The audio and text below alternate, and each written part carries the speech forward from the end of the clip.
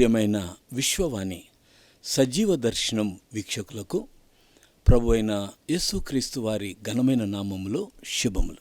ఈ సమయంలో దేవుని యొక్క వాక్యాన్ని వినటానికి ముందుగా చిన్న ప్రార్థన చేసుకుందాం. ప్రేమ నమ్మకం గల పరలోకపు తండ్రి, పరిశుద్ధుడైన దేవ, ఈ యొక్క శ్రేష్టమైన సమయంలో తండ్రి ఇంతవరకు నాయన గ్రామమును మాకు చూపెట్టారు. అక్కడ నీ కార్యాలను చూపెట్టారు, కళ్ళారా చూసాం. ఈరోజు అలాంటి గ్రామాలు ఇంకా ఎన్నో ఉన్నాయి. అలాంటి గ్రామాలకు కూడా సువార్త వెళ్ళగలగాలి, ప్రకటింపబడాలి. నాయన 1,00,000 గ్రామాల లక్ష్యంతో ముందుకు సాగుతుండగా నాయన నీ కృపను మేము కోరుకుంటున్నాం. ఈ దినం మాకు కావాల్సిన అనుదిన ఆహారంగా తండ్రి ఈ దినానికి కావాల్సిన వాక్య భాగాన్ని మా ముందుంచి మా అందరితో మాట్లాడమని మహిమ ఘనత ప్రభావాలు నీకే చెల్లిస్తూ జీవాధిపతి అయిన యేసయ్య పరిశుద్ధమైన నామములో ప్రార్థించి అడిగి వేడుకుంటున్నాము తండ్రి, ఆమేన్. ప్రియులారా, ఈరోజు ఒక ప్రత్యేకమైనటువంటి అంశం ద్వారా మీ ముందుకు వస్తున్నాను. పరిశుద్ధ గ్రంథంలో అనేక మంది వీరులు, తర్వాత అనేక మంది శూరులు, ఇలా ఎంతో మందిని దేవుని వాక్యంలో చూస్తూ ఉంటాం. సృష్టి ఆధిపత్యాన్ని అందుకున్న మొదటి వ్యక్తి ఆదాము. ఆ తర్వాత ఆయన ప్రక్కటెముకల నుంచి ఎముక తీసి స్త్రీనిగా తయారు చేసి హవ్వను ఆయనకిచ్చాడు. ఆ కుటుంబం, ఆ దంపతులు చాలా చక్కగా ఆనందంగా ఉన్నారు, బాగానే ఉంది. అందుకే కుటుంబ వ్యవస్థలో భార్యాభర్తలు ఎవరైతే ఉంటారో వారి మధ్యలోకి మూడో వ్యక్తి ప్రవేశించినప్పుడు అక్కడ అసమాధానం చోటు చేసుకుంటుంది. అదే జరిగింది ఆదాము అవ్వల విషయంలో. హవ్వను చూసినప్పుడు ఆదాము అన్న ఒక మంచి మాట ఏంటంటే, నా ఎముకలలో ఎముక, నా మాంసంలో మాంసము, ఇది నరునిలో నుండి తీయబడిన గనుక నారీ అనబడునని చెప్పాడు. అంటే ఒక ముద్దుగా నారీ అని ఆమెను పిలిచాడు. చాలా సంతోషంగా ఉంది. కానీ 3వ అధ్యాయంకి వచ్చేసరికి వీరి యొక్క సంతోషం పటాపంచలు కావడానికి, లేదంటే వారి సంతోషం నీరు గారిపోవడానికి గల కారణం ఏంటంటే, అపవాది అయినటువంటి సాతానుడు సర్పం రూపంలో వారి దగ్గరికి వెళ్ళి, వారు అనగా అవ్వ దగ్గరికి మొదటగా వెళ్ళి అవ్వను మోటివేట్ చేశాడు. ప్రశ్నతో ఒక మాట అడిగేసరికి ఆ ప్రశ్న ఇది కాదు అని అవ్వ జవాబిచ్చి, ఎందుకు తినకూడదు అన్నాడో తెలుసా అని ఒక అనుమానం పుట్టించి అది తినేటట్టు ప్రోత్సహించి, ఆ తర్వాత ఆదాము కూడా తిన్న తర్వాత కళ్ళు తెరవబడ్డాయి. ఆ చల్లపూట దేవుని సన్నిధి వారి మధ్యలోకి వచ్చినప్పుడు దేవుని ఎదుర్కోలేనటువంటి పరిస్థితి. ఒక వ్యక్తి తప్పు చేస్తే, ఒక వ్యక్తి చెప్పింది చేయకుండా వేరేది చేస్తే గనక ఆ చెప్పిన వ్యక్తి ముందు ఆ వ్యక్తి, విన్న వ్యక్తి ఉండలేడు. అందుకే ఆదాము చెట్లసాటుకు వెళ్ళిపోయాడు. ఆ తర్వాత మీ అందరికీ బాగా తెలుసు, వారిని తోటల నుంచి వెళ్ళగొట్టడం ఇవన్నీ జరిగాయి. కానీ ఒక విషయం ఏంటంటే, దేవుడు తన స్వారూప్యంలో ఆదామును నిర్మించాడు. ఆయన పక్కటెముకలో స్త్రీని తయారు చేశాడు. వీళ్ళిద్దరూ ఒక మాటలో చెప్పాలంటే పరిశుద్ధమైనటువంటి స్థితిలో ఉంటున్నారు. అలాంటి వారు పాపానికి లోబడి, లేదంటే అవిధేయతకు లోబడి పాపము చేసి తోటల నుంచి వెళ్ళగొట్టబడి ఆనాటి నుండి కష్టాలకు కారణమయ్యారు. ప్రియమైన దేవుని బిడ్డలారా, ఈ మాటలు వింటూ ఉంటే ఒక రకంగా ఆదాము నంబర్ 1 పర్సన్గా ఉండడం చాలా గొప్ప విషయం. కానీ ఆ ఆదామును బట్టి ఆ పాపం అనేది నరుల మీదకి వచ్చేసి, ఆ పాపం అనేది మనుషుల మీదకి వచ్చి అందరూ పాపాత్ములుగా మారి నోవాహు కాలంకి వచ్చేసరికి జరిగినటువంటి విషయం ఏంటంటే, దేవుడు మనుషుల్ని ఎందుకు నేను చేశానా అని నొచ్చుకున్నాడు, బాధ కలిగింది. ఇలా ఉన్నటువంటి పరిస్థితుల్లో నోవాహు జన్మించాడు.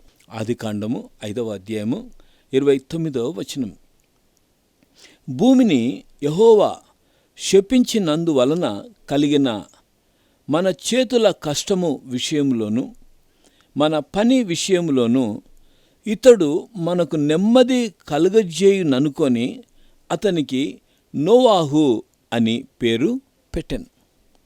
ఇక్కడ మాట్లాడుతున్నటువంటి మాటను మనం గమనిస్తే, నెమ్మది కలిగినటువంటి పరిస్థితి నోవాహు జన్మించినప్పుడు వారికి కలిగింది.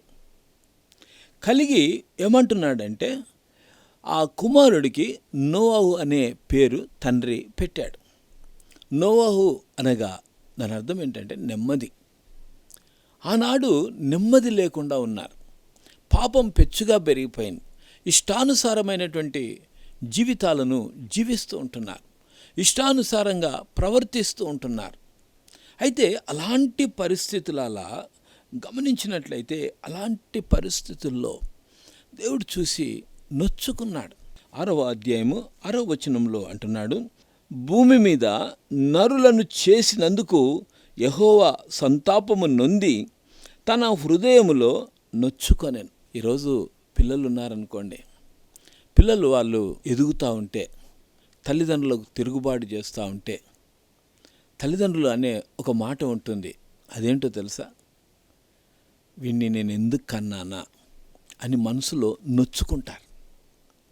ఇక్కడ దేవుడు కూడా అదే బాధ వ్యక్తపరుస్తూ ఉంటున్నాడు. అదే ఆలోచన ఆయనకు వచ్చింది. అంటే ముందు తెలియదా అని కొంతమంది అనొచ్చునేమో. తెలియదా అని తెలిసినటువంటి దాన్ని బట్టి అలాగే వదిలేస్తే జీవితానికి పరమార్థమే ఉండదన్నమాట. కాబట్టి ఆయన నొచ్చుకున్నాడు. నొచ్చుకున్నప్పుడు 9వ వచనంకి వచ్చేసరికి నోవాహు గురించి ఆయన రాస్తూ ఉన్నాడు. ఇక్కడ నోవాహు గురించి ఒక మాట చెప్పాలి. ఆయన దేవుని యొక్క చేతిలో ఒక వీరుడుగా, లేకుంటే దేవుని యొక్క పని చేసే విషయంలో ఆయనకు సామర్థ్యం ఇచ్చి ఆయనను ఒక గొప్ప వ్యక్తిగా, మార్గదర్శకంగా ఉండటానికి దేవుడు నోవాహును ఏర్పాటు చేసుకున్నాడు. ఒకవేళ ఒక వీరుడు లేకుంటే ఒక శూరుడు అనేటువంటి విషయాన్ని చెప్పాలి అంటే, ఒక వ్యక్తిలో మొట్టమొదటి లక్షణం ఏముండాలి అంటే, క్రీస్తును వెంబడించే వ్యక్తి అయి ఉండాలి. ఆ దినాలకు సంబంధించి ఆలోచన చేస్తే దేవుణ్ణి వెంబడించేటువంటి వ్యక్తి అయి ఉండాలి. రెండవదిగా గమనించినట్లయితే, ఒక సరియైన దాని కొరకు నిలబడి, ఒక నిర్దిష్టమైనటువంటి ఖచ్చితమైనటువంటి ఒక విషయం కొరకు తను సరి అయినటువంటి రీతిలో నిలబడేటువంటి వ్యక్తిగా ఉండాలి. ఏదో ఎవరో అన్నారని, ఏదో అంటున్నారని నిరాశపడిపోయి మరి దాన్ని పని చేయకుండా వెనుకంజ వేసేవాడుగా ఉండకూడదు. అంటే ఒక ఆలోచన వచ్చింది అంటే ఆ ఆలోచన కట్టుబడి ఉండేటటువంటి వ్యక్తిగా ఉండాలి. శూరుడు, వీరుడు అని అంటే అదే. అందుకే మామూలుగా మనం భాషలో ఈ రోజులు ఇంగ్లీష్లో చెప్పంటే ఒక హీరో. ఆ హీరో గురించి చెప్పాలి అంటే ఇదే. మొట్టమొదటి దేవుని వెంబడించే వ్యక్తిగా ఉండాలి. రెండవది ఏంటంటే ఆయన అనుకున్న దానికి ఖచ్చితంగా నిలబడేవాడుగా ఉండాలి. మూడవది ఆ యొక్క హీరోలో లేకుంటే వీరుడిలో, శూరుడిలో ఉండాల్సింది ఒకటేంటంటే ఎదుటి వారిని ఇన్ఫ్లుయెన్స్ చేయగలిగినటువంటి వ్యక్తిగా ఉండాలి. ఎదుటి వారిని ప్రభావితం చేయగలిగినటువంటి వ్యక్తిగా ఉండాలి. చాలాసార్లు ఎంత చెప్పినా వింటలేదండి అని అంటూ ఉంటారు. చెప్పి కూడా లాభం లేదండి, మారడండి, ఇవన్నీ మాట్లాడుతూ ఉంటారు. ప్రియమైన దేవుని బిడ్డలారా, మన నోట ఏది కూడా నెగటివ్ రావటానికి వీల్లేదనేటువంటి విషయాన్ని గుర్తుపెట్టుకోవాలి. అందుకే నోవాహు కాలంలో నెమ్మది లేనటువంటి పరిస్థితుల్లో నోవాహు జన్మించినప్పుడు నెమ్మది కలిగిందని చెప్పి తన కుమారుడికి నోవాహు అని పేరు పెట్టగలిగాడు తండ్రి. అందుకే 9వ వచనంలోకి వచ్చేసరికి నోవాహును గురించి ఎరిగినటువంటి దేవుడు ఆయన గురించి ఇస్తున్నటువంటి సాక్ష్యాన్ని మనం ఇక్కడ చూస్తూ ఉన్నాం. 9వ వచనాన్ని చూస్తే, నోవాహు వంశావళి ఇదే. నోవాహు నీతిపరుడును తన తరములో నిందారహితుడునై యుండెను. నోవాహు దేవునితో కూడా నడిచినటువంటి వాడు. ఈ హీరో లక్షణం ఏమిటంటే దేవునితో నడిచినటువంటి అనుభవం కలిగి ఉన్నాడు. ఇందాక చెప్పుకున్నాం మనం, ఒక శూరుడు, ఒక వీరుడు, ఒక హీరో ఎవరు అనంటే దేవునితో నడిచేటువంటి అనుభవం కలిగినటువంటి వారుగా ఉండాలి. ఈరోజు ఎవరయ్యా శూరులు అంటే యేసుక్రీస్తుని వెంబడించి ఆయన మార్గంలో నడిచేటువంటి వారుగా ఉండాలి. అది కోరుకుంటున్నాడు. ఒక వ్యక్తి అలా ఉండటానికి కావాల్సింది ఏమిటంటే ఆయనతో నడిచే అనుభవం ఉండాలి. అయితే ఆయన నడిచే అనుభవం కలిగి ఉన్నాడు గనుక నోవాహు గురించి చెప్పినటువంటి శ్రేష్టమైన మాట ఏంటంటే ఆదికాండం 6వ అధ్యాయం 8వ వచనం, అయితే నోవాహు యెహోవా దృష్టి యందు కృప పొందినవాడాయను. కృప పొంది నిందారహితుడుగా ఉన్న కారణం చేత ఆయన కృప పొందినవాడయ్యాడు. ఆయన గురించిన స్టేట్మెంట్ ఇస్తున్నాడు, నిందారహితుడని మాట్లాడుతున్నాడు. ప్రియమైన దేవుని బిడ్డలారా, ఆయన జీవితాన్ని బట్టి ఈరోజు మనం నేర్చుకోవాల్సిన గొప్ప పాఠం ఏంటంటే, ఎప్పుడైతే దేవుడు ఆయనకు ఒక బాధ్యతనిచ్చాడు, ఆ బాధ్యత నిర్వహిస్తున్నాడో, ఆయన చేసినటువంటి ఒక పని ఏంటంటే తన కుటుంబాన్ని ముందుగా చక్కబెట్టుకున్నాడు. ఆయనకు అర్థమైపోయింది, చెప్పాడు, నాయనా నేను ఇదంతా నాశనం చేయబోతున్నాను, నేను జలప్రలయం ద్వారా నేను సమూలంగా ఇది చేయబోతున్నాను, నువ్వు ఒక ఓడ నిర్మించు అనేది దానికి ఒప్పుకున్నాడు. ఒక ఓడ నిర్మించు అంటే నోవాహు మామూలు వాడు కాదు, ఒక సంపన్న స్థితిలో ఉన్నటువంటి వాడు, ఒక ధనవంతుడు. ఈరోజు బిల్ గేట్స్ గురించి, అమెజాన్ ఫౌండర్ జెఫ్ బిజోస్ గురించి, లేకుంటే మన ప్రాంతంలో ముఖేష్ అంబానీ గురించి ధనవంతుల జాబితాలో ఉన్నటువంటి రీతిలోనే ఆనాటి దినాల్లో నోవాహు కూడా ఒక సంపన్న స్థితిలో ఒక ధనవంతుడిగా ఉన్నటువంటి వ్యక్తి ఒక ఓడ నిర్మాణానికి బాధ్యతను అప్పగించాడు. అయితే ఆ నిర్మాణ బాధ్యతలు ఆయన చేపడుతూ ఆయన చేసినటువంటి పని ఏంటంటే తన కుటుంబాన్ని ఫస్ట్ ఆఫ్ ఆల్ కట్టుకున్నాడు. తన కుటుంబాన్ని కట్టుకున్నాడు. తన భార్య, తన 3 కుమారులు, కోడళ్ళని తన ఆధీనంలో ఉంచుకున్నాడు. తన మాట వినేటట్లుగా వారిని పెంచుతూ వచ్చాడు. అయితే ఆ రీతిగా ఈ ఓడ నిర్మాణ సమయంలో చాలామంది అడిగారు, ఏమయ్యా ఎందుకు నిర్మిస్తున్నావు అని. అంటే దేవుడు నాకు ఈ విధంగా చెప్పాడు, ఇదేదో అయిపోద్దంట, దయచేసి మీరు కూడా మారితే ఈ ఓడ మీరు కూడా ఒకటి కట్టుకుంటే బాగుంటుందేమో అని అనింటాడేమో, మనకైతే తెలియదు. లేకుంటే ఆ ఓడ ఇంకా ఎన్లార్జ్ చేసేవాడేమో, మీరు కూడా రావడానికి స్థలం నేను ఏర్పాటు చేస్తానని అనేవాడేమో. ఒకవేళ వాళ్ళు వస్తానంటే వాళ్ళు కూడా పనికి వచ్చేవారేమో, వారు కూడా సహకరించేవారేమో. కానీ ఎవ్వరు కూడా ఆయన మాట అంగీకరించలే. పిచ్చ, పైనుంచి ఎక్కడి నుంచి అయినా వర్షం పడుతుందా, నీళ్ళు వస్తాయా, జలప్రలయం అంటున్నాడు, ఏమంటున్నాడు, పిచ్చి పట్టిందని ఒకరికొకరు ఎగతాళి చేసి మాట్లాడుకుని ఉంటారు. ప్రియమైన దేవుని బిడ్డ, ఒకటి గుర్తుపెట్టుకోవాలా, ఏంటంటే దేవుడు ఒకటి చెప్పాడు అంటే, దేవుడు ఒక విషయాన్ని మన ముందుకు తీసుకొచ్చాడంటే మనం నమ్మాలా. We have to believe. దేవునితో నడిచినటువంటి అనుభవం ఎవరైతే కలిగి ఉంటారో వారు నమ్ముతారు అంతే. ఆ నమ్మకం పైన వారు పనులు ముందుకు పెట్టుకోవడం ద్వారా వారు వారి కుటుంబాన్ని రక్షించుకుంటారు. ఈరోజు తల్లిదండ్రులు పిల్లల విషయంలో ఏడుస్తూ ఉన్నారు, అయ్యా పిల్లవాడు నా మాట వింటలేడయ్యా, బిడ్డ నా మాట వింటలేదయ్యా, ఇష్టం వచ్చినట్టుగా ఉన్నారయ్యా అని అంటున్నారు. ఆనాడు పిల్లల్ని సరైనటువంటి రీతిలో పెంచకపోవడం ద్వారా ఈరోజు ఆ పిల్లలు మాట వింటలే. కాబట్టి ఇప్పటికైనా మించిపోయింది ఏం లేదు. దేవునితో నడిచే అనుభవం కనుక ఉంటే కనుక నోవాహు తన కుటుంబాన్ని ఏ రీతిగా తను దేవుని వాక్య వెలుగులో పెంచుకోగలిగాడో మీ పిల్లలు కూడా ఆ విధంగా మారుతారు, నమ్మాలా. అయితే నోవాహు తన కుటుంబాన్ని మాత్రమే కాదు, ప్రియమైన దేవుని బిడ్డలారా గమనించాలి, దేవుడు సృష్టించినటువంటి సృష్టి అంతటిలో జీవరాశులన్నిటినీ, పశు పక్షాదులను, జంతువులను అన్నిటినీ కూడా దేవుడు ఆ ఓడలోకి జతలుగా వచ్చేటట్టు చేయగలిగేటువంటి ఒక గొప్ప ఓడను నిర్మించాడు.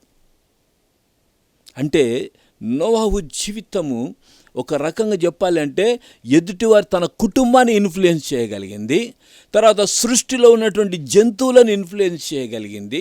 అన్నీ అందులోకి వచ్చి ప్రవేశించి ఆనాడు నోవాహు కాలంలో జలప్రలయం ప్రారంభించడానికి ముందుగా ఆ యొక్క ఓడలో అన్నిటినీ కూడా దేవుడు సంక్షిప్తపరిచి అన్నీ అందులోకి వచ్చేటట్లుగా దేవుడు తయారు చేసి నోవాహు కుటుంబం ద్వారా నెక్స్ట్ జనరేషన్ ఆరంభించబడింది. అందుకే నోవాహుకు 3 కుమారులు, షేము, హాము, యాపేతు. ఒకవేళ షేము గురించి ఆలోచన చేస్తే అబ్రహాము సంతానం వీరి ద్వారా వచ్చిందనేది, లేదంటే ఏషియన్ కంట్రీస్లో ఉన్న వాళ్ళందరూ అబ్రహాం సంతానం అని ఒక మాట చెప్తూ ఉంటారు. అంతేకాకుండా హాము గురించి ఆలోచన చేస్తే ఐగుప్తుల గురించి చెప్పబడుతుంది. యాపేతు గురించి ఆలోచన చేస్తే యూరోపియన్ కంట్రీస్లో ఉన్న వాళ్ళ గురించి చెప్తా ఉంది. ఈ రకంగా ఒక్క నోవాహును బట్టి the world again a new world is being created. ఈ న్యూ వరల్డ్ ఎక్స్పాండెడ్, అద్భుతంగా విస్తరించినట్లుగా మనం చూస్తూ ఉంటాం. అవును ప్రియ దేవుని బిడ్డలారా, ఒక హీరో అంటే ఏంటంటే ఎదుటివారిని ఇన్ఫ్లుయెన్స్ చేయగలగాలి. ఈరోజు నోవాహు జీవితం ద్వారా మొట్టమొదటగా ఎవరినో ఇన్ఫ్లుయెన్స్ చేయడం కాదు, మన కుటుంబాన్ని మనం ఇన్ఫ్లుయెన్స్ చేయాలి అంటే మనం ఒక మాదిరికరమైనటువంటి జీవితం. మనల్ని చూస్తే ఇక మనలాంటి వారు ఎవరు లేరు, నా తల్లిదండ్రులు లాంటి వారు ఎవరు లేరు, లేదంటే నా పిల్లల లాంటి వారు ఎవరు లేరని తల్లిదండ్రులు కూడా ఆలోచన చేసి వారి గురించి నువ్వు మంచి ఆలోచన చేయగలిగితే దేవుడు ఖచ్చితంగా వారి జీవితంలో గొప్ప కార్యం చేస్తాడు. సో ఈ యొక్క శ్రేష్టమైన సమయంలో ఎదుటి వారిని ఇన్ఫ్లుయెన్స్ చేయగలిగే కృప వాక్యం విన్న వాళ్ళందరికీ దేవుడు దయచేయునుగాక.